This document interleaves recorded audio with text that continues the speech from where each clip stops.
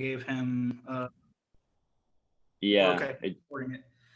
Okay, well, we got it started. I want Awesome. to have a little introduction. One second, I wrote it down last night. All right, so let me see. So we got from short films to Hollywood blockbusters, from London to Atlanta to Los Angeles, and right now back to Atlanta. Founder of the Wall of Comedy, which I watched a few of those videos. And he just recently introduced his own fitness regime. We got Mr. Victor Stone. We got Borg from Beekeeper and Borg. Stone from Steel and Stone. We got Mr. Cyborg himself here, JOIVAN Wade. That is some intro. Thank you, my guy. I want to thank you for joining us today with the DoomPatrol subreddit. I've been a moderator of this subreddit for probably just now about a year, if not a little less. I'm a huge, big fan of DoomPatrol and stuff. I've collected all the comic books, and seeing them put Cyborg in the DoomPatrol, it's a little different, but at the same time, like, you've brought it home almost, like you make it comfortable. And thank you. I want to say too that it's really cool to have you with us today, because today of all days it's my birthday. So happy birthday, brother. Yeah, I was gonna say, having you on my birthday is like a present in itself, man. And I want to say that, you know, we've all been with you since season 1, and we're extremely grateful that it's lasted this long, and we got a 4th season going, dude. Yeah, no, it's exciting, man. We get to pick it up again next year, and it's wicked because you never know when you're going to get the opportunity to do so, you know. So yeah, thank you guys first and foremost for rocking with me, for rocking with the show.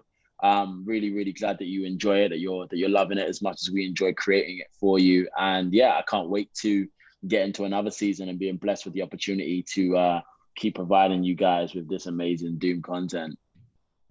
Yeah, no, I was gonna say, when it comes to the show and stuff, it's always like by the skin of your teeth. Like, you're watching like the first episode and the second episode, and you're like, will it get renewed? Will it get renewed? Because it's such a out there show.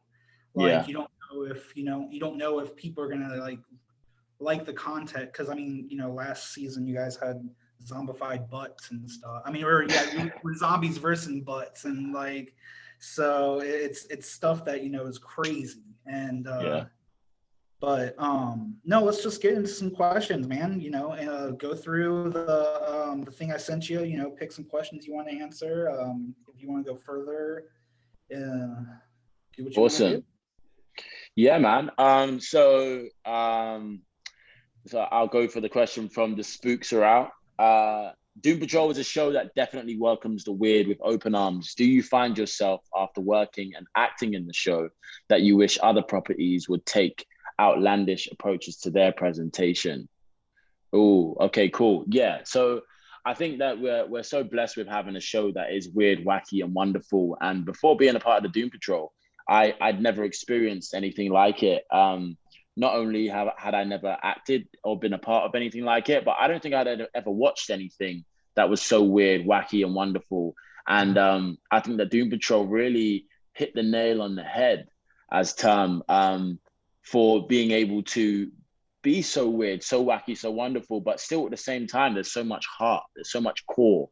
And I think that that's what makes our show wonderful. We call it a superhero show, but it's actually anti-heroes. It's actually a bunch of people who don't actually want to be superheroes in a superhero show. And so, you know, you're able to relate to at least one of these characters. I feel like as an audience member, when I even sit back and watch the show, excuse me, there is one character that everyone will relate to and that you can find solace in. And I think that's what is done so beautifully by our Room Patrol and the writers' room and Jeremy Carver and the rest of the gang, because you just can't help but be in tune with these characters and the weird and wacky world. When I saw that we were gonna orgasm on a street and everyone was gonna, you know, like, I was like, okay, cool. There is clearly, like, this is insane and there is nothing more crazier than this. So yeah, man, like, it's beautiful. And I do wish that other shows would be bold enough to kind of, take that. And now that Doom Patrol has set the precedent for that, I feel like there is a world for that to happen. So that would be my line, and you guys have like already like way past that line. Yeah. Like there is no line with our show. Yeah, it's like exactly.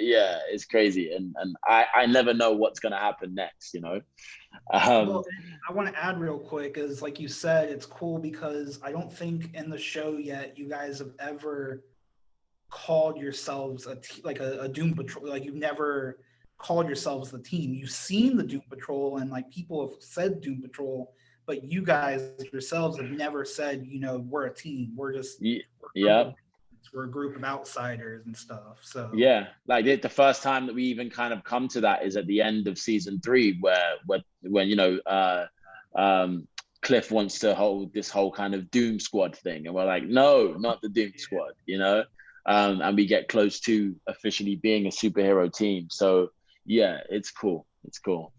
Let me see what we have here. So there's a question from Telly on Telethon Gaming.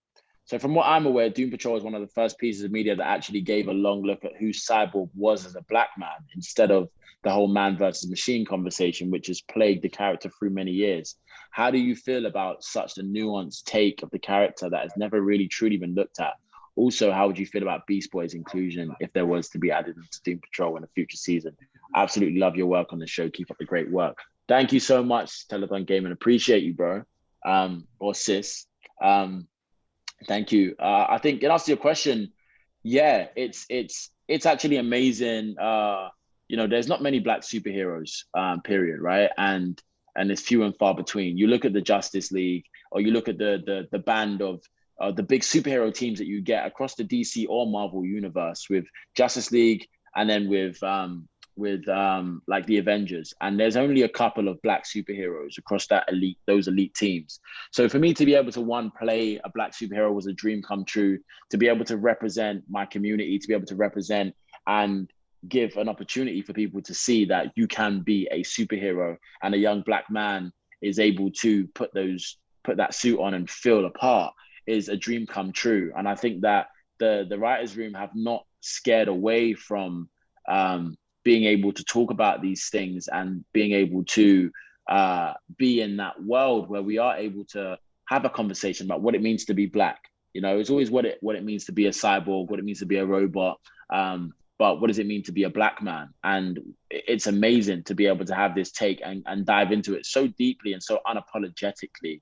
And I feel honored, to be honest, to be a part of that, and to be a part of that conversation, and be able to portray that. And I really have tried my best in creating this character to always have Vic at the forefront. You can see that he's cybernetic. You can see that he's a cyborg. And my biggest homage is always to the Teen Titans version of Cyborg, and the freeness and the funness of that character. And I feel that my take on the character has always been that Vic is human first, and wanting him to feel human and being able to relate to him as a human first and foremost, before him being a cyborg. So it's amazing to be able to have, even being a black man at the forefront of that now, and being able to touch on that conversation. So I'm honored in answer to that question, to be able to be a part of that world. And how would I feel about Beast Boy's inclusion? Look, me and Ryan Potter, who plays Gar, who plays Beast Boy, we're always having conversations about what a dream it would be to be able to, have the Beast Boy and Cyborg, the Vic and Gar relationship that, I grew up on watching Teen Titans and reading the comics. And it would be nothing but a dream to be able to do that. And, that's a cut above my pay grade, but it's something that I would love to see. I'd love to be a part of, and something that I've been rooting for from the very start. And, who knows if it's going to ever happen. But I would love it to happen, and I would be nothing but an advocate for it, and it would be a dream come true for myself, and I know for Ryan as well, to be able to give the fans what they truly deserve with that relationship between Vic and Gar. Yeah, I was gonna say, are you a original Teen Titans, not a Teen Titans Go guy? I'm original Teen Titans. I'm original Teen Titans for sure. Yeah. That was my era. Yeah. Have you? Oh, this just goes into the next. Psy, Psychopia.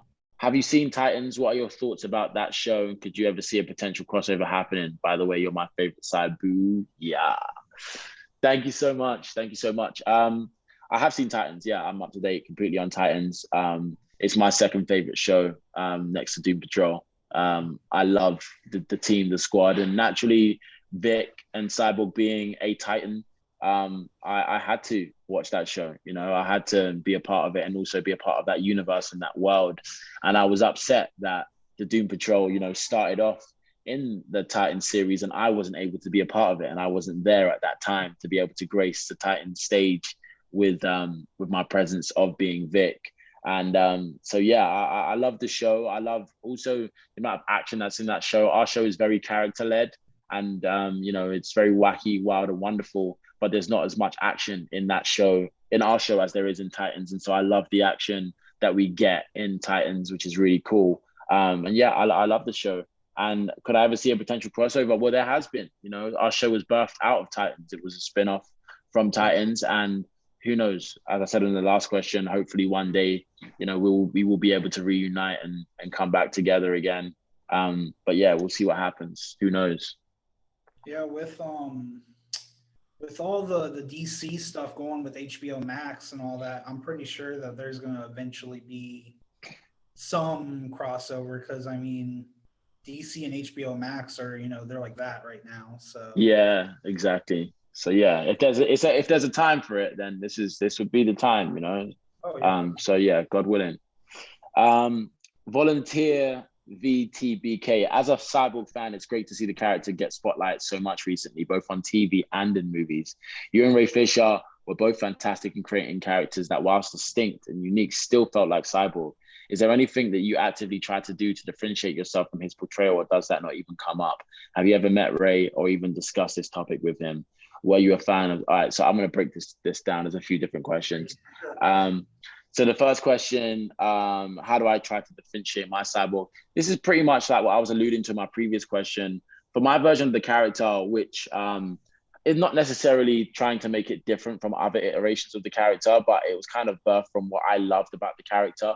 And what I loved about my inspiration from Teen Titans, the original Teen Titans, was that Vic felt like a human first. He felt like a Black man that was, you know, that's brought up in Detroit and that has been a part of that life. And first and foremost, that's who he is. And secondly, he's a cyborg. And so my iteration of the character, I've always tried to bring that to the forefront.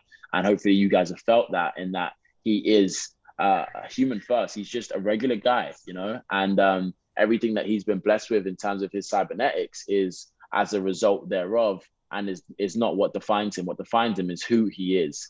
And so, you know, even now being in a place where him exploring the synth skin, he's in a place where, you know, it's great because it's really stripping him down to the core, and you're getting to experience him on every level, to the point where it feels like he is a human at heart, you know? So yeah, that's what I tried to do to differentiate.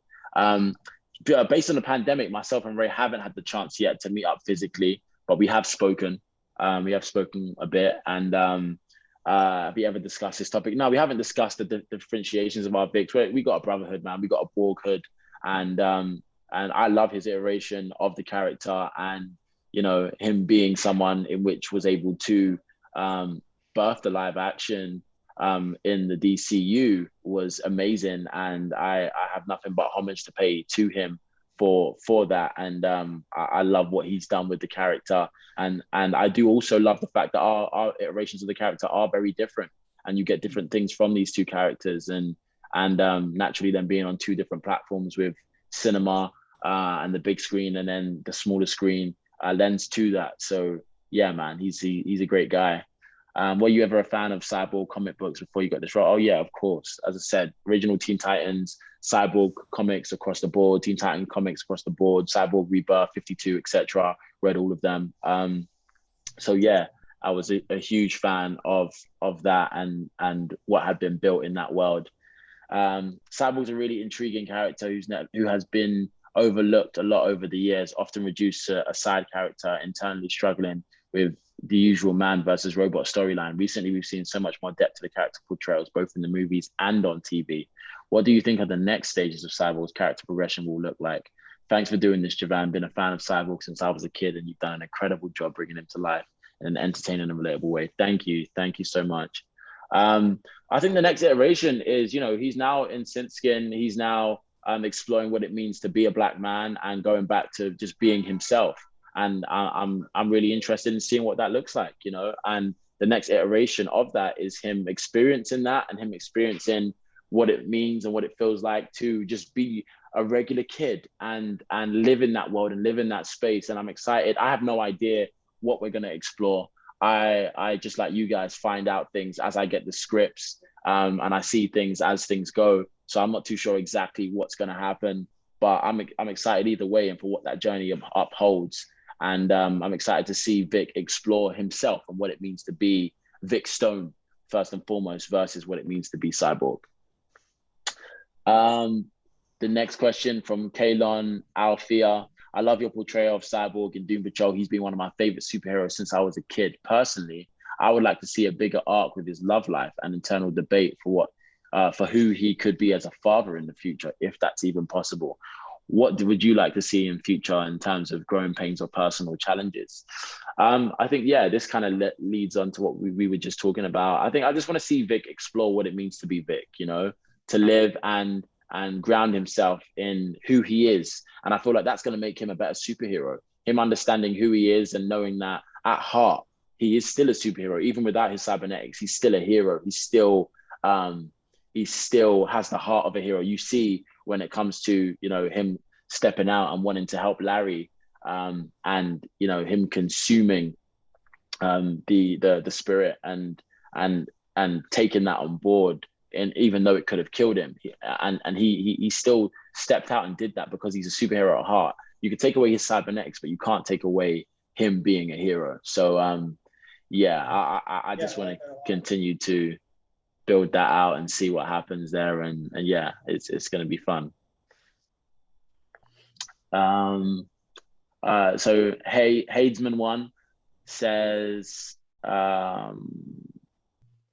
I met Ray Fisher at a con. He actually said he's a fan of your Cyborg. I was wondering, did his performance inspire yours at all? And what Cyborg comics do you think inspired you?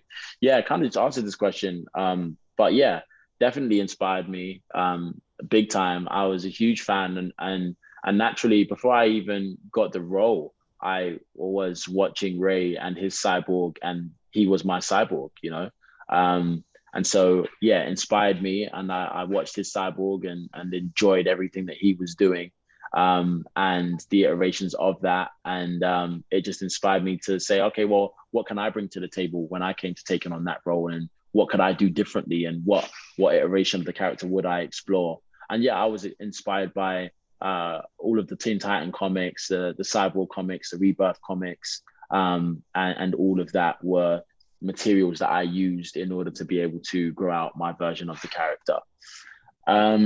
Next question. Okay, I've answered that one.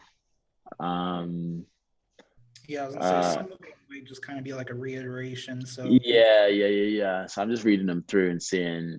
So are there any characters you want to enter? Okay, cool. So Satan Cat. First off, love your portrayal of Cyborg in Doom Patrol. I saw you mentioned on an interview with Bob Talks that you want to get Beast Boy in the show and have Cyborg interact with him. Are there any other characters that you want to interact with on screen? Also, is there anything you can share about what we can expect Cyborg to look like moving forward? Will we see a return of the external tech?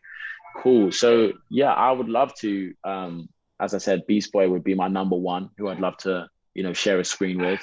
But all of the Titans one day, I would love to experience that. And again, I wasn't fortunate to be a part of the opening in Titans for Doom Patrol. So maybe one day they'll bring that back. We'll see. And in terms of the tech, I have no idea. That's what's so exciting. I have no idea on what they're going to be doing moving forward with the tech and with what Cyborg's future is. I don't even know if Cyborg will put the tech back on. I have no idea until I see what the writers have for the episodes. It's beyond me. I'm literally sitting in the passenger seat just like you guys are. But it's a wild, wacky, and wonderful world. And I'm sure whatever it is that the writers' room come up with is going to be great, and you're going to love it. How long ahead do you guys usually get your scripts? Is that like do you get them? We usually get them maybe like 5 days, 4 days before we shoot the episode. Oh wow. Yeah. Yeah, I was gonna say, so like you're literally like, I mean, you read them and you're like, okay, now I gotta get ready to do, what? Yeah, okay. Exactly. Like that. Like we'll understand what the arc is in terms of throughout the season. So we'll sit down with the writers' room or with Jeremy, and he'll tell us, look, this is where we're heading this season. This is what we're looking at for your character. But in terms of the actual script and the specifics, no idea. So yeah, like for example, I never knew that synth skin was going to be a thing until like halfway through like episode 4, episode 5. And that was just like, all right, can I get a heads up if I'm going to be shirtless so I can, make sure that everything is tight and ready. So yeah. Okay. Elfho. Okay, hope I'm saying that right. Hey, JOIVAN, congratulations on such a strong season. Best one yet, in my opinion. You guys crushed it. Thank you. Your initial scene with Bicycle Guy, sorry, I don't remember his name, was so powerful. One of my favorites, and it had a lot of competition. My question for you is, how do you prepare for the role from an acting standpoint? I've noticed in the behind the scenes shorts that you have a strong English accent. It's really amazing how you're able to switch to a fluent American accent just like that. Honestly, I never would have guessed that you were English. It was that good. Thank you, Alpha. Appreciate it. So yeah, when it comes to the accent, I just kind of switch it up just like this. It's great because the character is, he's from Detroit. This is how he talks. And when I was in the UK, I did a lot of acting training for years. And so I was able to look at accents and how to portray different accents. So when it came to an American accent, then being more specific and getting into a general American accent, then specific more to Detroit, it was cool because it was an opportunity for me to, one, as an actor, we love to play characters where where we can be somebody else. And, your voice and your accent and everything that you say has such a difference in how you portray a character or how you're perceived or how you're viewed. So it's exciting being able to play a character that has an accent. And so thank you so much for acknowledging that, because it's a real, trick you got up your sleeve as an actor to be able to play an accent and do an accent. So it's awesome.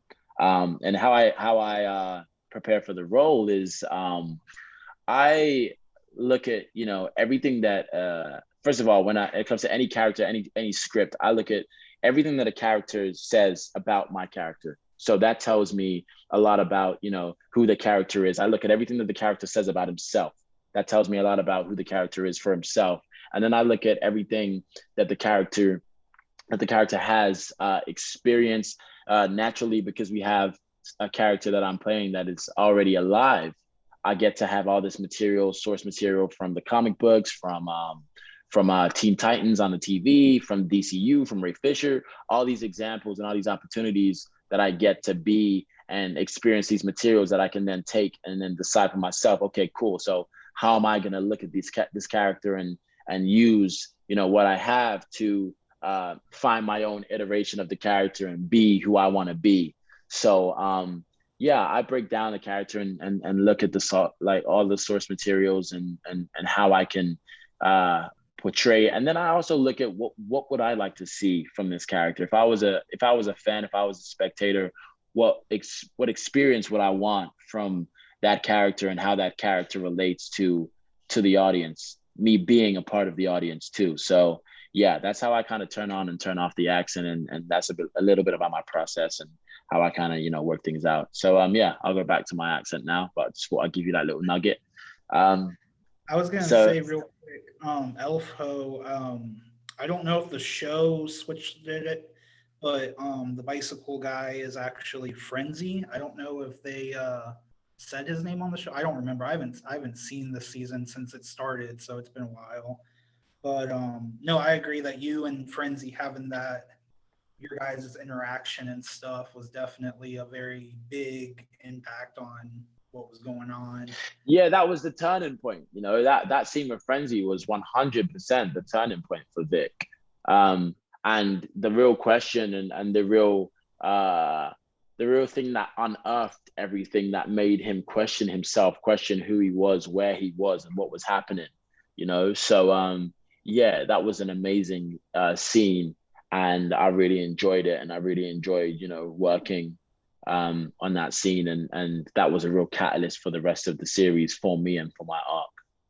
Yeah, sounds good. All right. Okay. Okay, I've answered that question. Cyborg is doing the show. Hey, Joanne, there's loads of comic book fans who don't understand what the character of Cyborg is doing on the show since he's not part of the original universe. They seem to oversee how great your character is and a spot on part of it. Does it upset you or make it harder to be a part of the show? Thanks in advance. I personally love you a lot. Thank you so much, interdisciplinary Sky. Thank you so much. No, it doesn't upset me. I think that, you know, we've got an amazing community as such. We are here now with you guys that love the show and that do appreciate, you know, what we've been doing and the character and Cyborg and understand that. I naturally understand the frustration of Cyborg being a Teen Titan and not being a part of the Titans or being a part of the Doom Patrol. But I think that, you know, what you get from it is great because it is different. It is a different dynamic. And I also feel like potentially Cyborg wouldn't have got the limelight or the spotlight or the opportunity to really uncove and unearth himself if he was in the Titans in the same way that we have in the Doom Patrol, because it is more of a character-led show. You might have seen more combat, more fighting, etc., but the storyline and the arcs wouldn't lend as well to Titans. And so I'm grateful for being a part of the Doom Patrol and being able to go on that journey that I don't feel like I would have been able to go on in the same way if I was on the Titans. So yeah, I love being a part of this show, and I feel at home being a part of the Doom Patrol, and I wouldn't have it any other way. Sounds good. Z Fighter, how hard is it to keep the American accent? Yeah, as I said before, I've trained as an actor in accents, and yeah, pretty easy for me to switch back and forth and maintain an American accent. Is your experience as an English black man different than portraying Cyborg's experience as an American black man? I think that it is different. Being a black Brit is different from being an African American, but at the same time, we do experience the same things when it comes to the battle of being black in a society that doesn't necessarily always accept and you know, things like racism live everywhere, not just in America, also in the UK, also in France, and everywhere. So my experiences I'm able to bring to the character from that, and yeah, and it's definitely something that I can lend on and take from. Are you actually part robot? Well, Cyborg is, but I'm definitely full human. How do you get so goddamn ripped, man? I actually, so I've been training. I trained for the character for a few years now, and so the body that I've been able to amass is years of training. When I started the role, I specifically went from, you know, those who have seen me in the Purge movie and will see I was nowhere near as big or as jacked as I am now. And I trained for some time to amass the body of Cyborg and Vic. And I just said, look, Vic cannot be this small guy, this skinny guy. He has to be jacked. And if I was watching this iteration of the character, I'd be like, what on earth if the character wasn't? So I'm going to do my best to look the part and look exactly how I would love to see Vic portrayed. And so, yeah, I'm in that space. And as a result of that, I launched my own fitness app to be able to help others to, you know, discover and build the body that they want, whether you want to lose weight, you want to build muscle, you want to maintain. I've created a fitness program with my personal trainer, Train Everhard, who helped me get to the body that I've got to now, which is available for you guys. We even have a 7-day free trial that you guys can grab at www.xteh.com, along with a fitness app that comes with it once you do sign up. So yeah, if any of you guys are out there and you want to build your body in any way, shape, or form, then yeah, definitely get on board that. It's all about training like a superhero for your superhuman body, and lending to that. So yeah, I love physical fitness, and I'm extremely athletic, and it's something that I fell in love with from a very young age. For Fortes Phoenix, with Vic's recent transformation and subsequent depowering, what do you hope next for Cyborg next season? I've answered that question, and thank you for bringing Cyborg to life. It's clear he means as much to you as he does to those of us who grew up and with your loved animated counterpart. Thank you so much, man. Yeah, I've answered that question. So yeah, I don't want to repeat that for you guys, but yeah, I appreciate that, and thank you. Doctor Who girl, yo, shout out to you, Doctor Who girl. I loved being in Doctor Who. That was like my sci-genity. That was the first time I was ever birthed into the sci-fi world, and my love for sci-fi really went through the roof when I was a part of Doctor Who. So paying homage to that and to Riggsy. What's the biggest difference between being on an American set and a British one? And what's the biggest thing that you miss when you're over here in America?